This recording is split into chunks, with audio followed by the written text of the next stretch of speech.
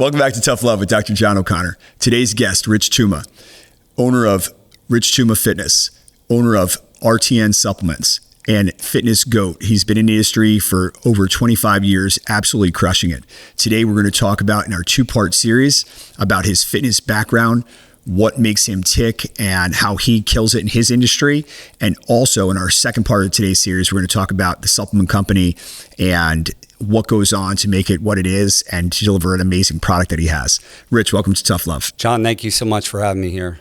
So, Rich, we're going to open up today's podcast and talk about how you got into fitness at such an early age and what that looked like. So when was your first fitness competition? My first fitness competition, I was 19 years old, and I wasn't big enough to do bodybuilding, and there was never a fitness contest like you see today, like Men's Physique. So I was looking in the magazines, and I saw something called First Annual Mr. Fitness Contest. And I said, oh, this looks interesting. A guy built kind of like me in the advertisement, and I was curious, what do you have to do to be in this contest? So you had to send a picture in and a little letter about yourself. And I did that, and they accepted me. And I had to fly to Atlanta, Georgia at the World Congress Center. And there was about 30 guys or somewhere around then from all over the world. And it was kind of like Men's Physique, but they had a formal wear round and a swimwear round. And they were looking for like kind of a lean body, not a big, bulky bodybuilder body. Sure. So I was, always an ectomorphic hard gainer. So for someone like me, and how'd you do on I that came event? in fifth in that first contest, and I was happy with that. I mean, everyone wants to win. I was nervous. I was a shy kid, someone that couldn't read a book report in front of the classroom. So it was like skydiving if you're afraid of heights, to go out there and perform and put together something you didn't even know what you were doing. Like there was never a show to go by. That's awesome. So, at that point, did you have a coach or mentor that kind of started you? No, I didn't. I had no coach. There was no coaches then like there is today. The only thing I had was books and magazines, and I kind of had to self-learn at that point, and it was just a learning experience, that first show. Looking back at it, I was 19, and, there was no diet to get into the show. It was just kind of staying the way I was, staying fit, and there was no peaking like there is in the later shows. 2 weeks out and how you change. 2 weeks out, water cycle, none of that kind of stuff at all. I just kind of looked the way you saw on the ad, and I try to stay that look and try to come up with some kind of routine. Like I had no idea what to do. It was a fitness routine. You had to show some sort of athleticism that some people did. Dancing, I wasn't a dancer, so that was out of the question. So I did some like weight stuff with bands. I had some Lifeline bands I brought in the hotel room. I kind of made up the routine the night before. It's okay. Honestly, it just kind of created, but it was good enough to come in fifth, And I love it. So tell me this. Obviously, I've seen your fitness background. When I was bioing you, it was impressive. What other sports brought you into the fitness competition? Like, were you into martial arts? Yes, I started martial arts when I was 13. I started with Taekwondo, and I got a black belt in Taekwondo, and I did martial arts like all the way up until a few years ago. I did Muay Thai. I had a coach with Muay Thai, and I did Jeet Kune Do. It's Bruce Lee style. I studied that, and that's like a style of all different systems. We did Western style boxing. We did some Muay Thai in there. You could pick or choose the style you want. I think that's like that Wing Chun, right? Yeah, the Wing Chun, exactly. Yeah. That's where the defense I watched those comes guys. from. It's amazing because I saw some of your pictures and you were remarkably fit in your prime. You're in great shape now. But watching Bruce Lee and how powerful he was for the size he was. That was an influencer for me to get into martial arts, was Bruce Lee. I mean, my influencers were the guys you saw in the movies in the 80s. I got Arnold Schwarzenegger for the bodybuilding, Jean-Claude Van Damme, martial arts. You got Bruce Lee, when I was a little kid watching the Saturday Day flicks with that. So, they all had good physiques, and that's what got me into training, is I wanted to look like them. Awesome. So talk to me about as that advanced, right? So you're a teenager at that point. What do you know? And this is your career, so it evolved. Yeah. Tell me about like that next 10 years of shows and how that, and honestly, if you went to almost one of the first ones, how it evolved from then to when you retired in that industry. You said in 2016 or 2016. Well, it's a big part of my life. My passion has always been fitness. Like I graduated high school, I knew I wanted to do something in it. I used to draw in high school pictures of what my gym was going to look like. I would work at gyms when I was 18 years old, 17 years old as a floor boy. And I said, I like this, I like that. And I would go visit different gyms and get different ideas. And, along that way, I wanted to look good. So the incentive to looking good was doing a show, because you're going against other people that want to be at that best level. And every time you want to give up on yourself, you kind of like think, hey, someone else is not giving up on yourself. There's no better motivation than that. So I did 5 years in a row of fitness competitions with the WMBF. It's a natural organization, drug tested. And, I came in the top 10 maybe 3 times out of the 5. And the shows got bigger, the routines got better. And then around the last show, I needed a break from the competition because I was becoming a businessman. I started my own gym. I went from 19 to like 24 competing, and then I got into business, starting my own training studio into a gym, and then just becoming busy with my art, doing personal training and massage therapy. And then during that phase, I get married to a girl I met in the gym. We had a rule, no dating the members. I broke the rule, and I, married my wife. There you go. And, a couple years into the marriage, I don't know what happened, but like I had something in me to do another competition. I was like, and how old were you then about? I was 32. And I said, I want to do one more crack at this thing, at this Mr. Fitness thing. I thought the layoff gave me some time to build muscle. I was more mature. I thought I looked better at 32 than I did at 19 or 24 through those ages. And I said, it was 2 months before the show, and it was in the back of my mind. I said to my wife, I think of doing this show. What do you think? She said, all right, you can do it. And she didn't know because she never really was married to me during the competition phase. And I just turned the gear up. When you compete, you go all in or not in. You can't go half in. My diet was on point. My training has always been on point. But the main thing when you compete is your diet. Your nutrition is got to be 100%. It's got to be like clean. And as the weeks went on, it got closer. I started looking tighter, more muscular, and I could see it. I visualized what I want to look that day at that stage. And I saw 2 weeks out, I said, I'm going to do pretty good at this show. I look better than I've ever looked. And then walking in, I had the belief that I was going to win this thing. Yeah. I mean, this is not straight smoke. You were objective. Ready. It's a subjective sport. So I never knew who I was going against. The biggest flaw I made competing the first 5 years is I always looked at everybody else.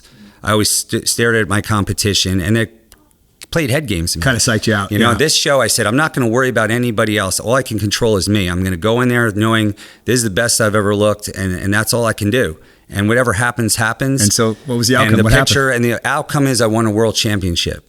At 32 years old, I won the WMBF World Championship. I walk in the show, and I beat a 5-time world champion. And it was an amazing thing. I remember getting my name called for the top 3 finalists, and there were 10 guys, I think, and they were all good. And, the top 3 are these 3. And I was like, top 3. I never made past 5.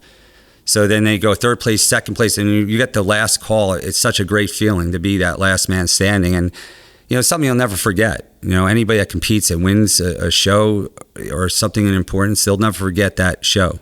So amazing. That was Congratulations. The first real win. So let's talk about that personal training. So I know you said that started really kind of evolving then.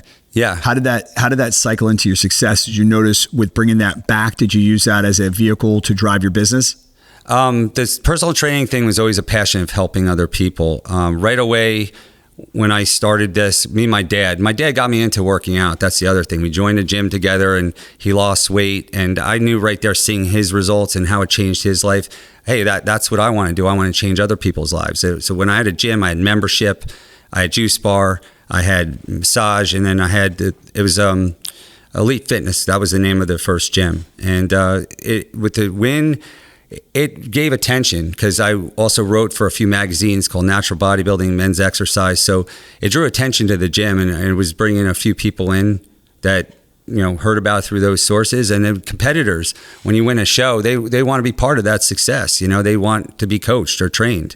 Awesome. So then I started helping other competitors. I stopped competing, and then I started being a coach. At that point, I was never really a coach before that World Championship win. I was a trainer, So it was 32 or whatever that was, you won that. Was that your very last show? That wasn't my last show. So after 32, I stopped with the Mr. Fitness stuff, and around 40 years old, I mean, this could be a whole different topic. Body started changing. It was just absolutely. And we'll talk about that. We can go into another topic about that soon, but to make a long story short, at 40 years old, I wanted another incentive. So because you turn 40, it's a milestone. So I was always one of goals. Mm-hmm. So like I said, no better goal than to compete, to raise the bar up. I said, I need more than just a photo shoot. I wanted a show. So I said, the Mr. Fitness was great. I won that. I accomplished that. What's next? The NPC is related to the IFBB. That's what I always looked up to Frank Zane, Arnold Schwarzenegger. They're IFBB pros. I said, I can't do bodybuilding, but now they have men's physique with the board shorts. I said, that's the same look as Mr. Fitness. I was like, this is new. It was like only a year old at the time. And I was 40. I said, you know what? I said, let me try this thing. I can do this. And I did it. In my first year, I won my pro card. Nice. And it was, ecstatic, just like winning the Mr. Fitness contest. It took me about 4 shows. My second national show, I won my class, getting my pro card in the overall in Pittsburgh. So that was the last really huge accomplishment. I competed as a pro for another 4 years after it, to Very 2016. Cool. And tell me about it. Is it super expensive in that space as far as the nutrition, the supplements, the food? It is an expense. Like people that are on the outside looking in don't realize how much of an expense it is. You know, it's not just entry fee. All the food, all the supplements, the travel. All that stuff adds up, and it could be a lot. For the women, it's even more. Women's bathing suits, bikinis are very expensive. Hair and makeup, tanning, all those things are revolving around the show. It's a lot of money. Yeah, it's definitely a expensive. I call it a hobby. It's an expensive hobby. Like guys like the golf. It's you got a budget for it. You got a plan. I hear you. So I love it. So you have used these milestones in your life as far as aging. To kind of repurpose and motivate yourself. Yes. Right.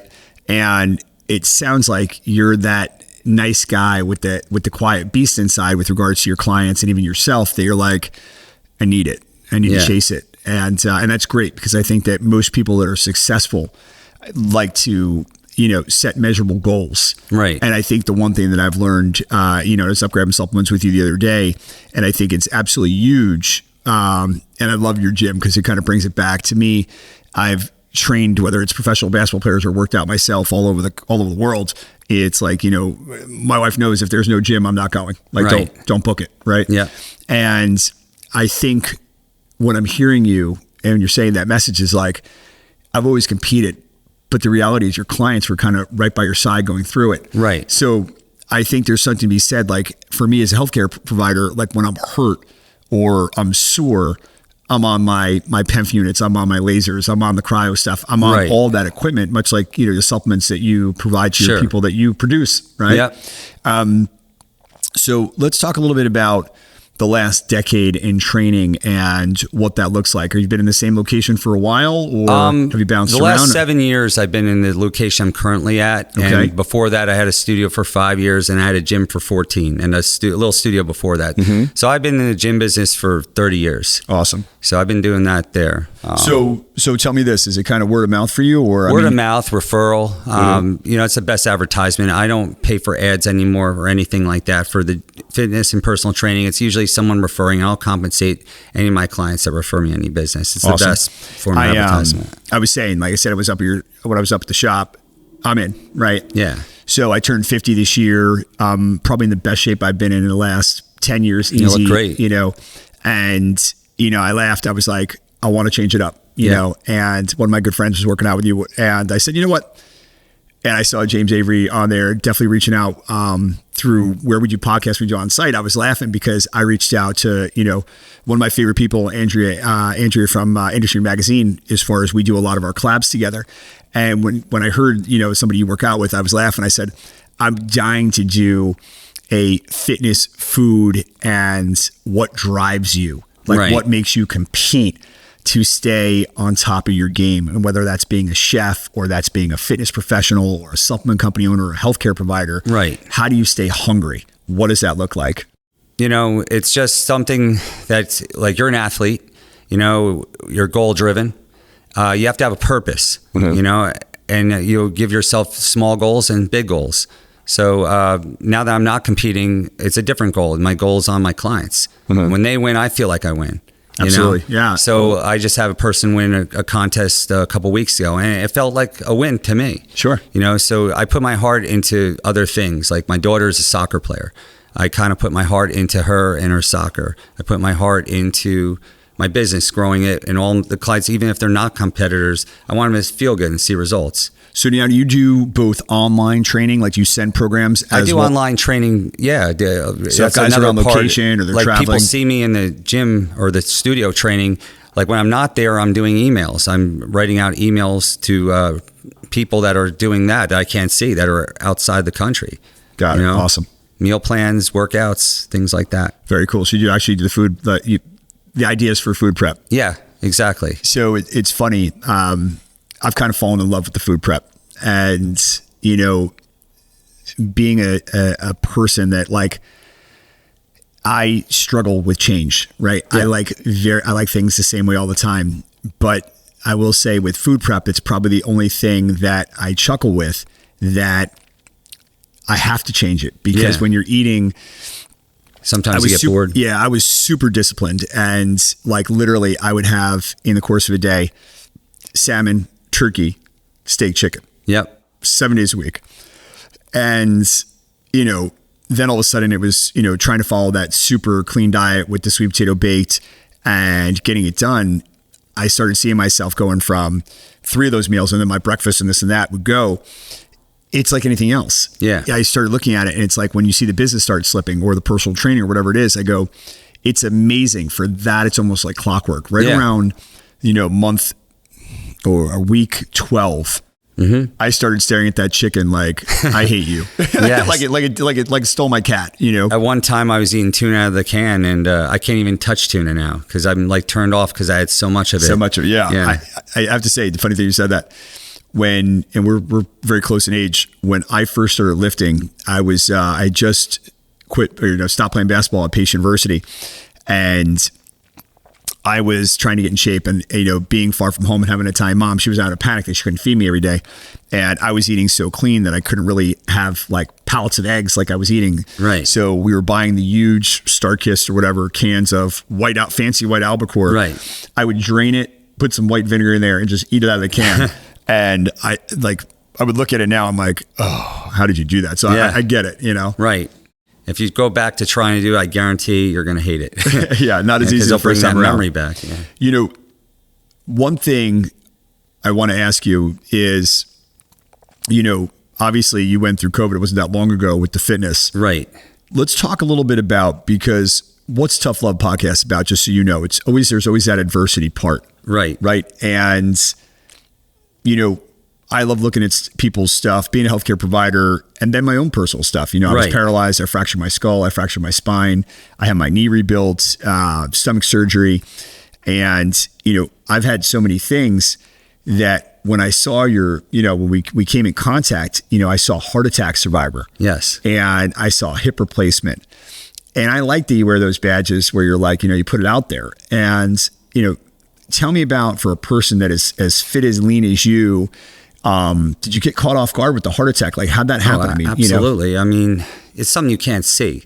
Like, you feel like a certain way. And I'm always one that pushed through things. If you're a little tired, no matter what, I'm pushing through it. I'll figure a way around it over through. You're an athlete. You hit a wall, you figure a way around that wall, over it, or through that wall. So that time, I always advocated going to the doctor. I have a history of heart stuff in my family. I knew that. I've always had high cholesterol since I was like in my 20s. Wasn't taking any medications. There's always that side effect thing. So my cholesterol was in the 2s. And a month before the heart attack, I go to my regular doctor, and I wanted an ultrasound. Did the ultrasound, passed it. EKG, passed it. Had an episode where I had dehydration once, and I collapsed. They saw nothing on the EKG. They saw nothing in the blood work. So all the testing I ever done before the heart attack, there was never a worry of anything. So this is February 13th, 2017. Go to work that weekend. I felt a tight chest, and I did chest like prior to that weekend. I said, man, what a workout. I can't breathe. I'm like really tight. So I was just like thinking it was from that. And something instinctively told me to pop aspirin. I wasn't feeling 100%. So I was popping some of these aspirins, and I was feeling very tired and lethargic mentally. I go to work on that Monday. I think it was Monday the 13th. And I said, maybe if I work out, I'll feel better. Sometimes you do that, you get blood flowing, it gets you through stuff. Right. So, So I do legs that day. And it was the time I was training pretty heavy legs. I didn't have any leg injuries. I had 315 on doing deep squats. And then on my last set, I put it down. The room was spinning. I felt like sick. I felt dizzy, lightheaded, ears are ringing. I was like, I'm going to go to the doctor. I called my wife up. I said, you know what? I'm going to leave and go to the doctor to get looked at. So I went to a Medi-Merge. It was in Clark. And it was the day before Valentine's Day, packed room. I admitted myself in and told the woman my symptoms: shortness of breath, tight chest. They made me right in front of everybody waiting there. EKG comes out, I'm sorry, but you have to go to the hospital right away. And I didn't know what they were talking about. I'm like, is everything okay? No, you're having a heart attack. Take this 325 milligram aspirin, chew it, and swallow it. And they gave me like one or two of them, I don't remember. And drive. At the meantime, I'm like thinking, are you sure? Are you sure I'm having a heart attack? I really don't think I'm having a heart attack. I mean, as a healthcare provider, I'm having a panic attack for you. I'm a guy that takes care of myself, eats right. I thought I was invincible. I didn't think this could happen to me. I said, are you sure this is happening? So I go to the hospital like overnight. Just like that, I'm in the emergency room. They shave my groin. They do catheterization, and in like minutes, it seemed like they saw 3 arteries 100% blocked. And I said, I felt so helpless. I'm like a guy that likes to be in the control. I like to be the quarterback, passing the ball. This time, I couldn't do anything. I just had to lay there and pray to God that the guy's going to do the right job, that he's going to put the stents in right, clean my arteries. And he was very relaxed, this guy, and he was showing me on the screen. I was awake during this. My arteries, they were blocked, and he shows the plaque coming out. I'm like thinking, how did this happen? How did this take place?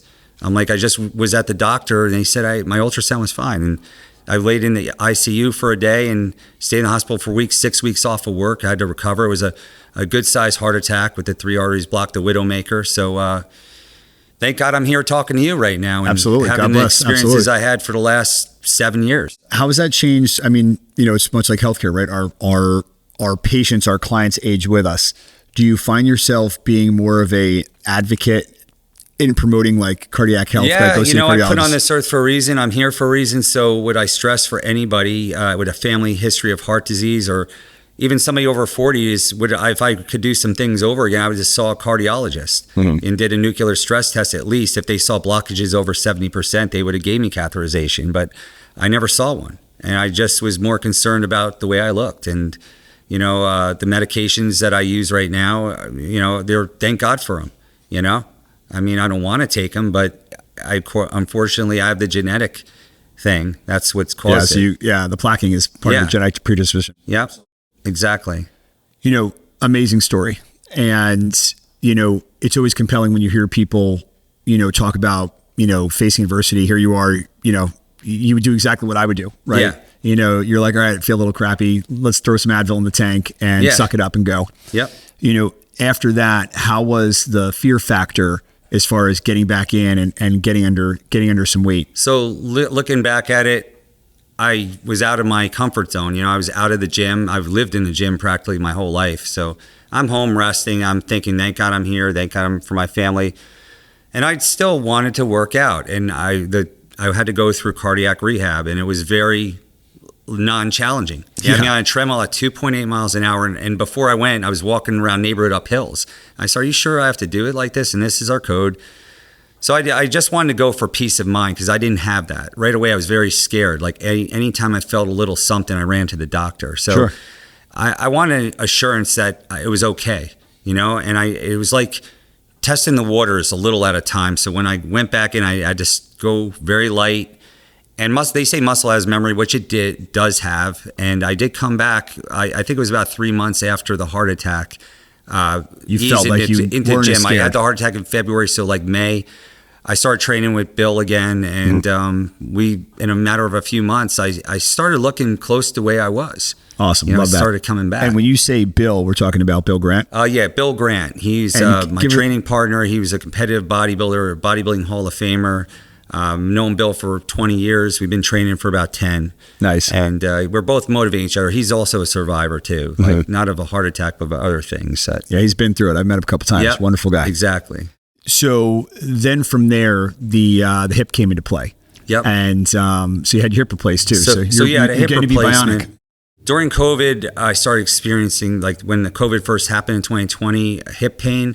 I thought it was a pulled muscle. I didn't know what it was. I had massages on it, stretching it, trying all the home therapies, but nothing was working. I thought, like, I want an MRI. I want to see what's going on. I couldn't get one because all the facilities were closed. So it just wasn't getting any better, and it hurt to walk. I'm like, what's going on? As soon as the facilities opened, I got it, and I was bone on bone. Got it. And I was like, how did this happen? I was a Muay Thai and a martial artist using my right leg, my dominant leg mostly.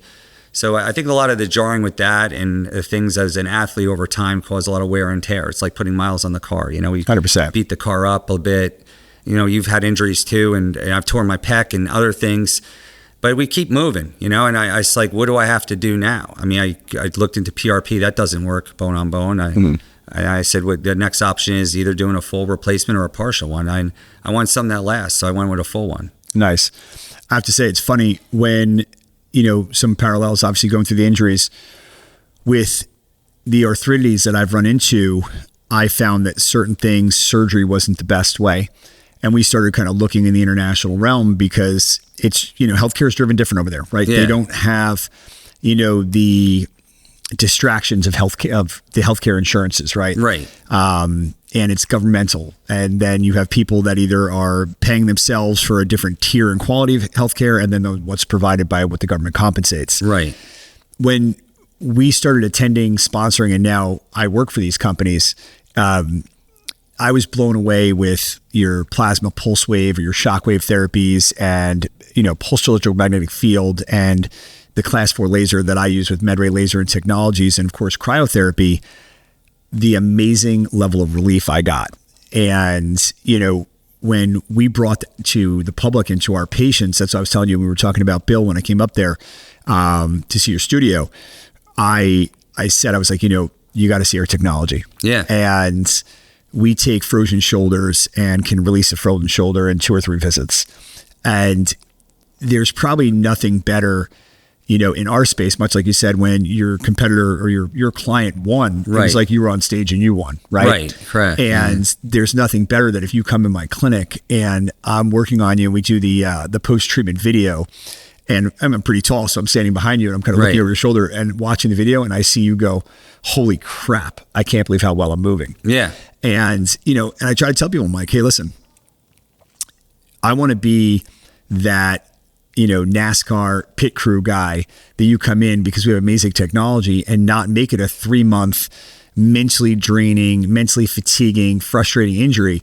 I want to give you hope right back. Right. And when you can do that, it's no different than getting back in the gym with, you know, with Bill after a heart attack or anything like that, because then you feel your fire. Right. Yeah. You know, and like you said, it's like you've always been fitness based. Like when that heart attack came, you were almost like shocked. Yeah. You know, like you're like, how dare you?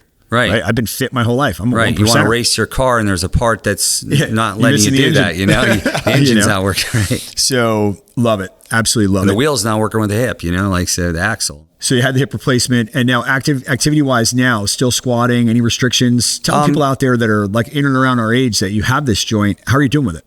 I'm doing well with it. I'm still doing my therapy on it. You got to, as you get older, you have to do restoration. You know, restoration is important in the actual workout. The warming up, the weight selection is lighter than it was when I was younger. I don't go maxing anymore. I have no ego anymore. It's out the door. My PR thing is gone. Like I do more volume now, more supersetting. That's the way I train most of the days, like very high reps, supersets. I kind of just want to look good these days. I have nothing to prove to anybody with how much I can bench or anything like that. That's what caused my pec tear. You know, it was such an ego boost to see your bench number going up. And as an athlete, it's a rewarding thing. And when I tore it, it hurt. And, you know, it was a scary thing. I wanted to get back to benching, but then I just, every time I pushed it past a certain thing, and there's probably things I could have done to prevent it, but we make mistakes. You know, I've made a lot of mistakes. We all do, you know, like my training as a young, I had no guidance. I had no coach. Reckless, get I results. had to read absolutely. magazines and follow individuals. And now I try to teach people what not to do from what my mistakes were. I have to tell you, as a healthcare practitioner and having as many injuries as I've had, I feel like that is probably one of my best anecdotal or my doctor-patient relationship things that I can relate to them. Yeah. When I was on a continuous passive motion machine, or, we refer to it as a CPM, for 12 weeks, for 12 hours a day. Right. It was like the movie, Misery. And, when you can commiserate with them, but then they see you that you've reclaimed your fitness. And going back to your point is, I tell them, like, I used to train Dr. Tardio, who's like my little brother, that runs our Red Bank location for chiropractic, was an elite college basketball player. And, we've been around each other since we're kids. And we would be in the gym in our 30s.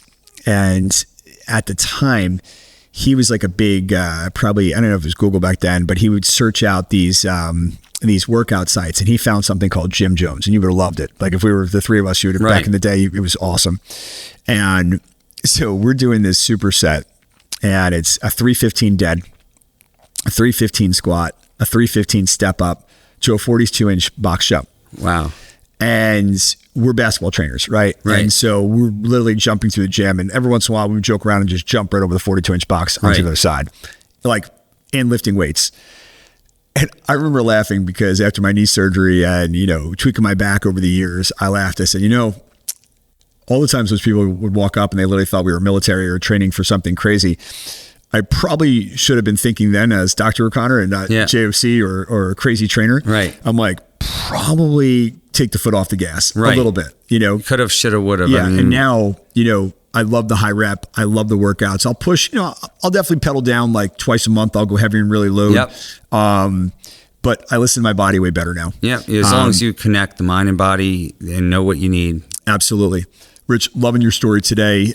So excited to get into part 2 of the supplements, lifestyle, and all that stuff. Thanks for letting me share. Thank you so much. Guys, Rich Tuma, absolute beast. On the podcast at the bottom today, we're going to share his fitness page. You can train with him online or remote, or at his location. Absolute GOAT. I would tell you that actually I'm about to join him as a client, so I'm pretty excited for the next journey in my fitness chapter. But Rich, thank you so much, man. Thank you so much, John. Guys, thank you so much for joining us today on our Tough Love podcast with our guest, Rich Tuma. Stay tuned for part 2, talking about RTN supplements, peptides, TRT replacement, and just nutritional optimization with the owner of RTN Supplements. Our sponsors for today's show are RTN Supplements, as well as MedRay Laser and Technology. We'll see you soon. And remember, the greatest gift you can give us with regards to the podcast is sharing it to your friends and doing a review. We'll see you soon.